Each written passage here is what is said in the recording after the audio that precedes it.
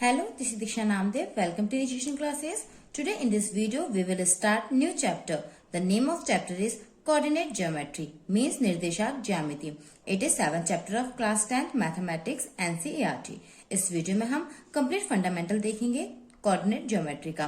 तो चलिए स्टार्ट करते हैं। इसके पहले यदि आपने मेरे चैनल को सब्सक्राइब नहीं किया है तो प्लीज सब्सक्राइब कर दीजिए। साथ ही साथ चैप्टर नंबर 6 तक के chapter wise and exercise wise जो इंट्रोडक्शन एंड सॉल्यूशन के वीडियोस हैं वो भी मैंने आपको चैनल पर प्रोवाइड कर दिए हैं। यदि आपने उन वीडियोस को नहीं देखा है तो लीजिए ताकि और अच्छी तरीके से अंडरस्टैंडिंग हो सके। वीडियोस एंड प्लेलिस्ट की लिंक आपको डिस्क्रिप्शन में मिल जाएगी। सबसे पहले हम बात करते हैं कोऑर्डिनेट ज्योमेट्री क्या होता है। पहले आप वो समझ लीजिए। इस तरह से मैं आपको पहले यहाँ बता देती हूँ। ऐसे हम एक कोऑर्डिनेट बना लेते हैं। 4 कोऑर्डिनेट हम बनाएंगे। यहाँ पर उन्हें नाम दे देंगे first, second, third and fourth. Okay, तो आपको ये ध्यान रखना है। ये जो हॉरिजॉन्टल वाला हमारे पास एक्सिस है इसे हम नाम देंगे एक्स और यहाँ हो जाएगा एक्स डैश। ओके, ऐसे ही यहाँ पर हमें मिल जाएगा वाई और ये हो जाएगा वाई डैश। इसे हम क्या कहते हैं? ऑरिजिन पॉइंट कहते हैं। तो यहाँ पर क्या होते हैं इसके पॉइंट्स? 0 एंड 0। ओके, यानी कि एक्स और वाई दोनों की वैल्यू यहाँ पर क्या होती है? 0 0।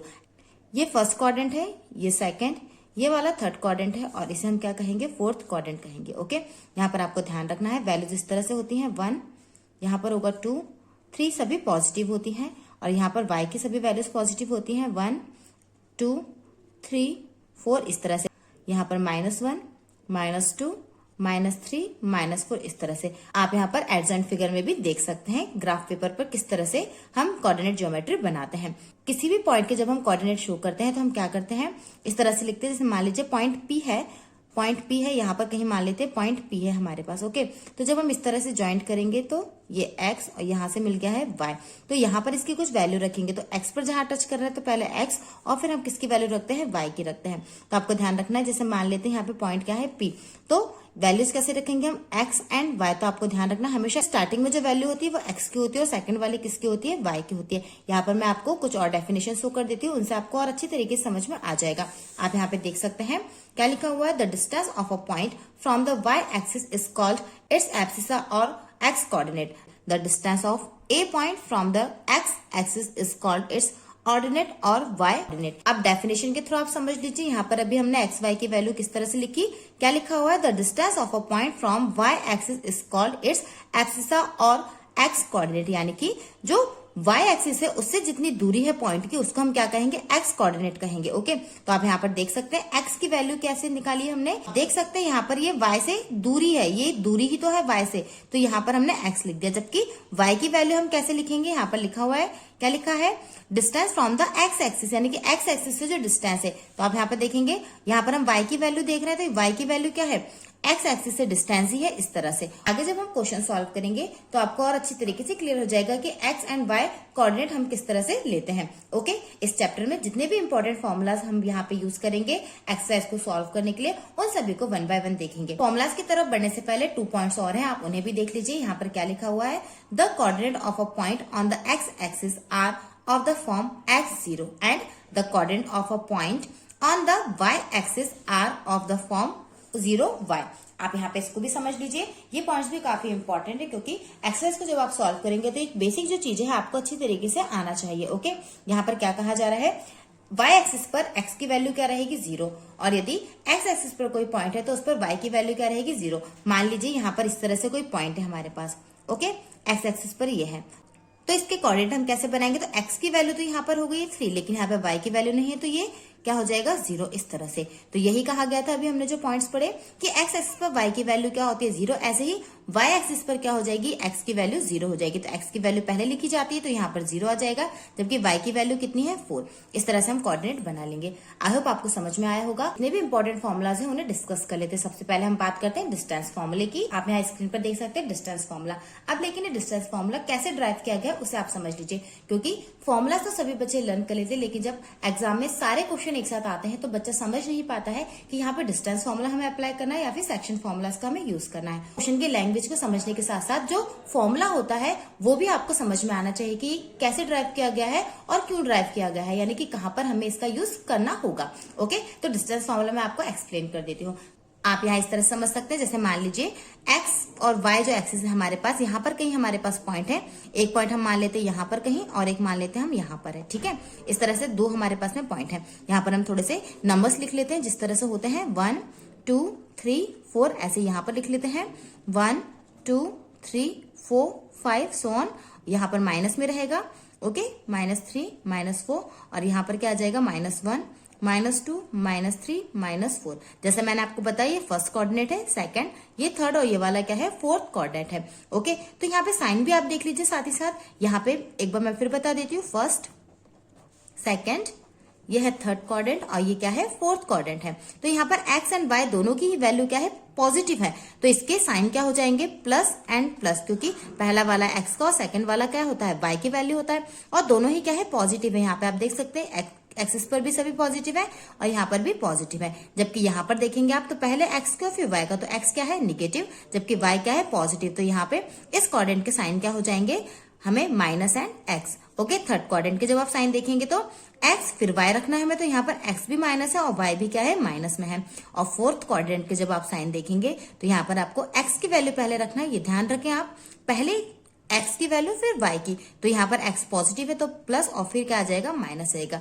इस तरह से हमने कोऑर्डिनेट के साइन भी देख लिए, ओके। अब डिस्टेंस फॉर्मूले की हम बात कर रहे थे, तो जैसे यहाँ पे एक पॉइंट लिखा हुआ है, मान लीजिए ये पॉइंट ए है और ये क्या है पॉइंट बी है। तो अब दो कोऑर्डिनेट हमें लेने हैं, एक्स वाई से हम डिनोट करते हैं, तो इसके पॉइंट्स को हम ऐसे मान लेंगे x1 y1, जबकि इसके पॉइंट्स हम क्या ले लेते हैं x2 एंड y2, इस तरह से, ओके। हमें इन दोनों के बीच का डिस्टेंस निकालना है, तो हम इनको मिला देते हैं, ओके। इस तरह से आप रूलर की हेल्प से मिला लें, आपको अच्छी तरीके से समझ में आ जाएगा। चैप्टर नंबर 6 में जो हमने पाइथागोरस थ्योरम डिस्कस की थी उसी की हेल्प से यहाँ पर डिस्टेंस फॉर्मूला ड्राइव करेंगे हम। यदि आप क्या करते हैं इनको इस तरह से मिला लेते हैं, ओके, इस तरह से मिलाते हैं, यहाँ पर ये इस तरह से सीधे, ओके। तो आप देखेंगे यहाँ पर इतना और यहाँ पर इस तरह से आप देखेंगे तो पूरा क्या बन गया है एक ट्रायंगल बन गया, और यहाँ पे क्या बन रहा है 90 डिग्री का एंगल बन रहा है, क्योंकि इस तरह से सीधे आकर यहाँ पर मिल रहे हैं पॉइंट्स, ओके। तो हम क्या करेंगे डिस्टेंस फॉर्मूले के जब आप देखेंगे तो क्या लिखा हुआ है हमारे पास में x2 minus x1 whole square plus y2 minus y1 whole square and रोल क्या लगा हुआ है अंडर रूट लगा हुआ है। नाम दे देते हैं ए बी और इसको नाम दे देते हैं सी, ओके। अब ये डिस्टेंस AC और BC किस तरह से निकलेगा आप वो समझ लीजिए। हमें AC एंड BC की वैल्यू मिल जाएगी तो हम पाइथागोरस थ्योरम के हिसाब से क्या कर सकते हैं AB की वैल्यू निकाल सकते हैं, क्योंकि पाइथागोरस थ्योरम के अकॉर्डिंग क्या होता है हाइपोटेनस का स्क्वायर क्या होता है अदर टू साइड के स्क्वायर्स के सम के इक्वल होता है। यहाँ पर आप अच्छी तरह से समझ सकते हैं AC एंड BC की वैल्यू हमें किस तरह से निकालना है, ओके। मैंने यहाँ पे न्यू डायग्राम आपको शो कर दिया है, ओके। तो A के कोऑर्डिनेट क्या मिल जाएंगे हमें x की वैल्यू यानी कि 3 है, यहाँ से जब आप देखेंगे y की वैल्यू कितनी मिल जाएगी 2। तो इस तरह से A के कोऑर्डिनेट क्या मिल गया है 3 एंड 2। यहाँ पर जब आप देखेंगे तो B के कोऑर्डिनेट आपको किस तरह से मिल जाएंगे, यहाँ पर x की वैल्यू भी कितनी है -3 एंड y की कितनी है हमारे पास -2, ओके। तो ये हमें मिल गए हैं। हमें निकालना है यहाँ पर AC एंड BC की लेंथ को, तो किस तरह से निकालेंगे आप देखेंगे यहाँ से 0 से स्टार्ट हो गए हैं तो यहाँ कहाँ तक गया है 2, और यहाँ पे 0 से कहाँ तक आ गए 2, तो इस तरह से 2 एंड 2 इसकी लेंथ कितनी हो गई है 4, ओके। ये टोटल कितना हो गया है यहाँ पर 4, ओके, यानी AC की लेंथ हो गई है 4। यहाँ पे जब देखेंगे B से C तो 0 से यहाँ -3 यानी कि 3 इधर और 3 इधर, तो इस तरह से टोटल कितना हो गया हमारे पास में 6, ओके। तो आप देख सकते हैं यहाँ पर 4 मिल गया हमें और क्या मिल गया है 6 मिल गया है। तो इजीली आप यहाँ पर AB स्क्वायर इक्वल्स टू में AC square plus BC square रखकर वैल्यूज को फाइंड आउट कर सकते हैं, यानी कि A और B पॉइंट के बीच का डिस्टेंस निकाल सकते हैं। तो वैल्यूज पुट करके देख लेते हैं पाइथागोरस थ्योरम में। तो हमें यहाँ से क्या मिल जाएगा AB square equals to AC square plus BC square, values put करेंगे तो यहाँ से हम करेंगे 4 का स्क्वायर, यहाँ करेंगे 6 का स्क्वायर, यानी कि हमें मिल जाएगा 16 प्लस 36 यानी कि 52। तो AB की वैल्यू जब आप निकालेंगे तो AB इक्वल्स टू कितना मिल जाएगा, जो स्क्वायर है वो यहाँ पर इस तरह से अंडर रूट बन जाएगा। तो AB की वैल्यू कितनी आ गई अंडर रूट 52। अब जो डिस्टेंस फॉर्मूला है हम उसके हेल्प से देख लेते हैं। तो क्या है हमारे पास फॉर्मूला, यहाँ पर मानेंगे x1 y1, इसको मानेंगे हम x2 एंड y2, ओके। तो डिस्टेंस क्या होता है हमारे पास में इस तरह से मैं यहाँ पे शो कर देती हूँ आपको, अंडर रूट यहाँ पर आ जाएगा x2 minus x1 whole square plus y2 minus y1 इसका स्क्वायर। तो जब वैल्यूज पुट करेंगे तो x2 की वैल्यू कितनी है हमारे पास में -3, जबकि x1 की वैल्यू कितनी है 3, तो -3 माइनस x1 की वैल्यू रखेंगे 3, यहाँ पर है whole square plus y2 minus y1, तो y2 की वैल्यू -2 माइनस y1 की वैल्यू कितनी है 2, यहाँ पर भी स्क्वायर, यहाँ साथ में है हमारे पास अंडर रूट, तो माइनस होता है प्लस, तो इस तरह से हमें कितना मिल जाएगा -6 इसका स्क्वायर प्लस यहाँ पर माइनस का 4 मिल जाएगा और इसका भी स्क्वायर, साथ में अंडर रूट भी है। सॉल्व करेंगे तो 6 6 हो जाएगा 36 एंड माइनस माइनस हो जाएगा प्लस।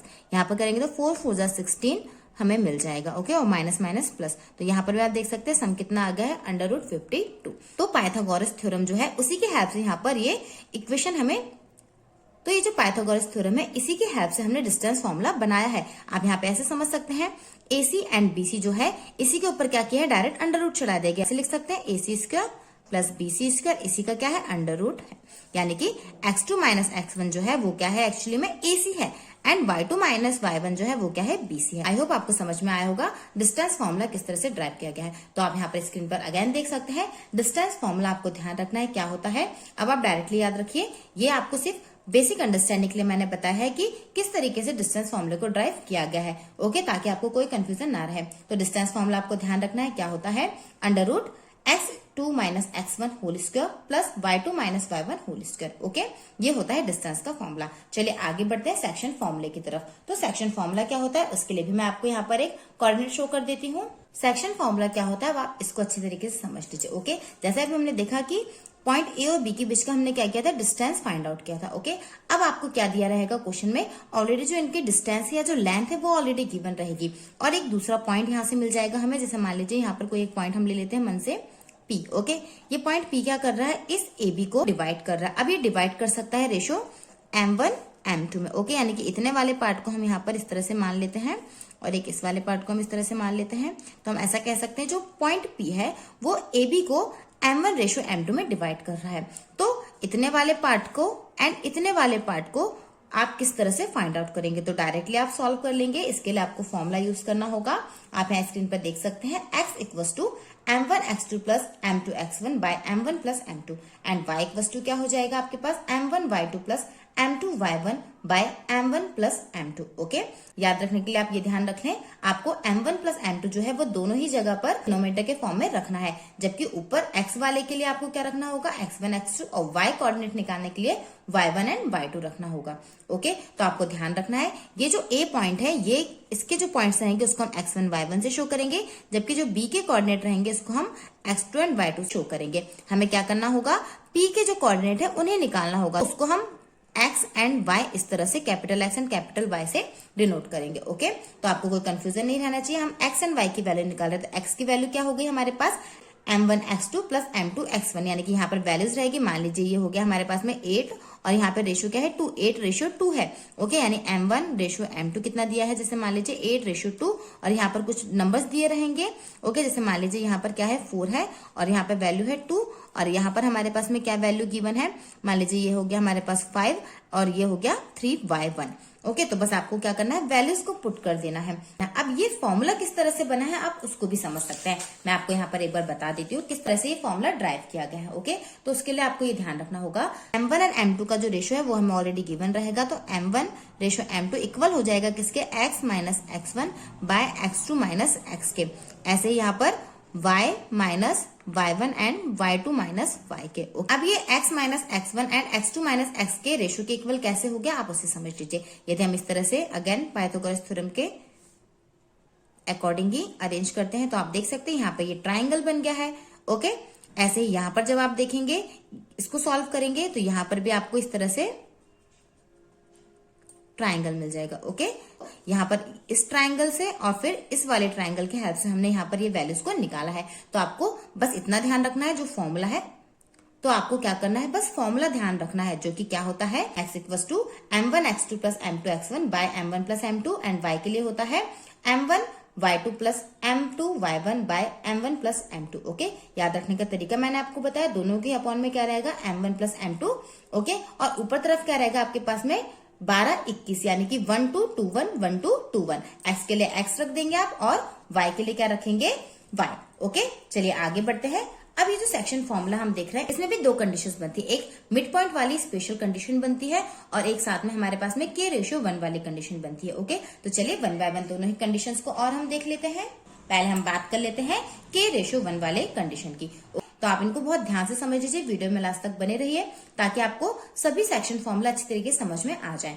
ओके, तो आप देखेंगे, आप अभी हम क्या कर रहे थे, M1 और M2 के रेशो में हमने लाइन को जो सेगमेंट था उसको डिवाइड कर दिया था। ओके, मान लीजिए जो पॉइंट है वो क्या कर रहा है, इस लाइन को K/1 के रेशो में डिवाइड कर रहा है, यानी कि M1/M2 की जगह हमें क्या मिल जाता है, यदि K/1 मिल जाता है तो फिर हमारा फॉर्मूला क्या हो जाएगा।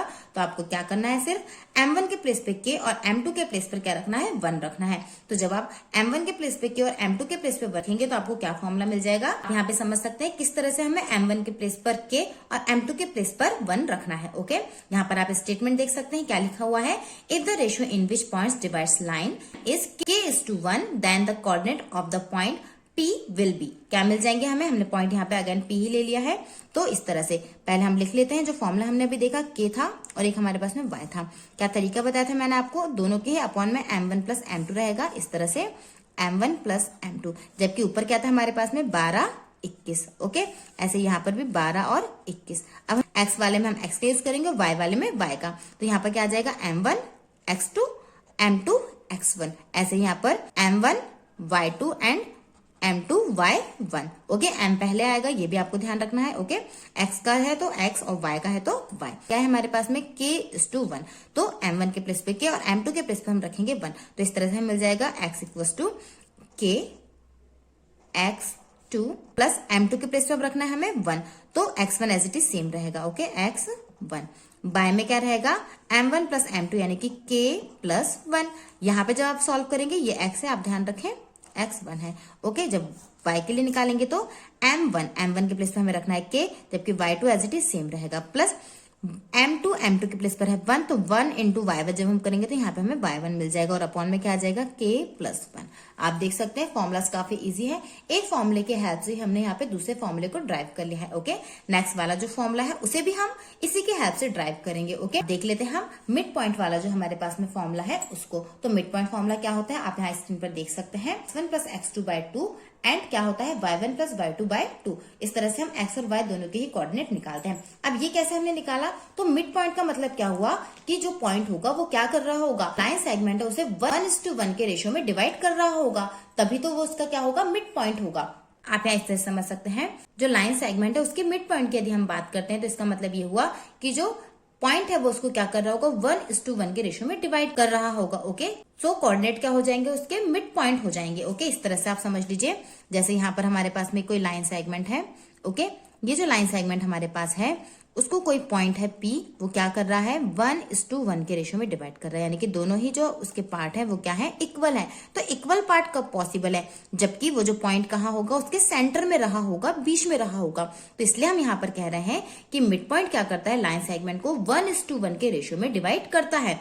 ओके, तो आप यहाँ इस तरह से स्टेटमेंट लिख सकते हैं, the mid point of a line segment in the ratio 1:1। तो कोऑर्डिनेट किस तरह से निकालेंगे हम, ये पॉइंट A है और ये क्या है हमारे पास में B, तो यहाँ पर हो जाएगा X1 Y1 और इसको मान लीजिए X2 Y2। ओके, तो आप इस तरह से लिख देंगे, the coordinate of the mid point P of the joint points A and B is, किस तरह से मिल जाएंगे हमें, हमने देखा था सेक्शन फॉर्मूला, उसी के हेल्प से हम यहाँ पे बनाएंगे। हमें यहाँ रूट लर्निंग नहीं करना है, बस चीजों को समझकर ही हमें उन्हें सॉल्व करना है। ओके, तो हम इस तरह से देखेंगे, क्या था सेक्शन फॉर्मूला हमारे पास में, X था, Y था और किस तरह से यहाँ पर M1 प्लस M2 दोनों के ही डिनोमिनेटर में इस तरह से।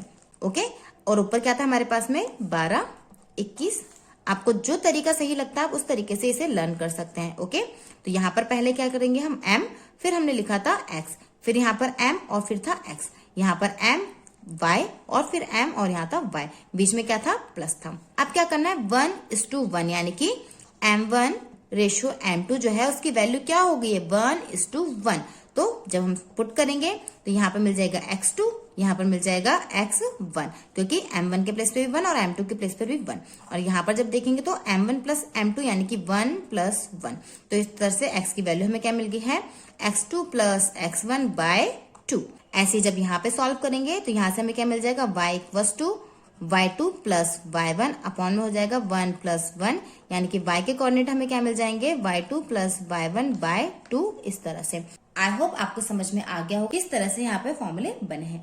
तो इस तरह से चैप्टर में जो इंपॉर्टेंट फॉर्मूले थे हमने उन्हें देख लिया। पहला क्या था, डिस्टेंस फॉर्मूला, फिर हमें मिला section formula. Okay, section formula में भी हमने क्या देखा, K:1 वाला, और एक क्या देखा है, मिड पॉइंट वाला जो सेक्शन फॉर्मूला था उसे देखा है। ओके, अब आप जब चैप्टर को देखेंगे तो चैप्टर में आपको ट्राइंगल का एरिया का फॉर्मूला भी मिल जाएगा, लेकिन एरिया ऑफ ट्राइंगल वाला जो पार्ट है वो आपके सिलेबस से रिमूव हो गए हैं। ओके, तो रिड्यूस सिलेबस का जो वीडियो है वो भी आप देख लें। सभी सब्जेक्ट का रिड्यूस सिलेबस आपको पता होना चाहिए। रिड्यूस सिलेबस के बेस पर ही आप एग्जाम की प्रिपरेशन करें। सभी सब्जेक्ट के रिड्यूस सिलेबस का प्लेलिस्ट आपको डिस्क्रिप्शन में मिल जाएगा, आप वहां जाकर सभी सब्जेक्ट के रिड्यूस सिलेबस को देख सकते हैं। आई होप वीडियो आपके लिए यूजफुल होगी। यदि आपको वीडियो पसंद आया हो प्लीज मेरे वीडियो को लाइक करें, शेयर करें, और मेरे चैनल को आपने अब तक सब्सक्राइब नहीं किया तो प्लीज सब्सक्राइब करें, और साथ साथ नोटिफिकेशन बेल को जरूर प्रेस कर दें ताकि आने वाले नेक्स्ट वीडियो के नोटिफिकेशन आपको टाइम पे मिल सके। Thank you.